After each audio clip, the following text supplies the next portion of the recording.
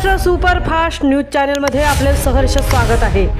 खास सत्याची धार लेखणीची महाराष्ट्रातील ताज्या आणि वेगवान बातम्या पाहण्यासाठी आपल्या हक्काचे चॅनल शेअर करा, लाईक करा आणि सबस्क्राईब करा। धन्यवाद। सरकारी परिपत्रकानुसार हर घर तिरंगा अभियान पोलादपूरच्या राजकीय व शैक्षणिक संस्थांसोबत। पंचायत समिती पोलादपूरच्या अधिकृत निमंत्रणानुसार बुधवारी सकाळी पंचायत समितीच्या प्रांगणात हर घर तिरंगा अभियानाची सुरुवात झाली। या प्रसंगी तहसीलदार कपिल घोरपडे, गटविकास अधिकारी दीप्ती गाठ, पोलीस उपनिरीक्षक मंगेश मुंडे यांच्यासह विविध शैक्षणिक संस्था व शासकीय आस्थापनातील सरकारी कर्मचारी व शिक्षक तसेच विद्यार्थी-विद्यार्थिनींचा मोठ्या संख्येने सहभाग दिसून आला।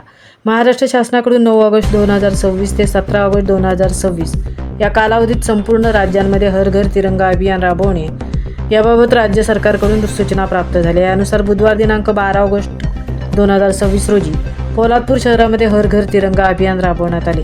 हर घर तिरंगा अभियानाच्या रॅलीचा प्रारंभ पोलादपूर शहरातील पंचायत समितीच्या प्रांगणात होऊन तेथून छत्रपती शिवाजी महाराज चौकातून बाजारपेठ मार्गे पुन्हा छत्रपती शिवाजी महाराज चौकात सांगता झाली।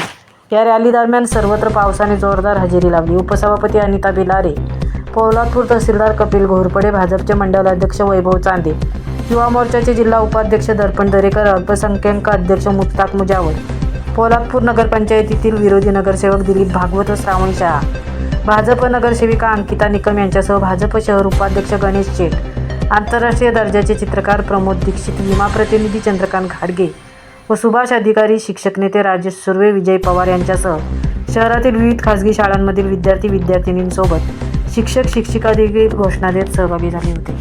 महाराष्ट्र सुपरफास्टसाठी धनराज गोपाळसह तृप्ती भोईर, पोलादपूर।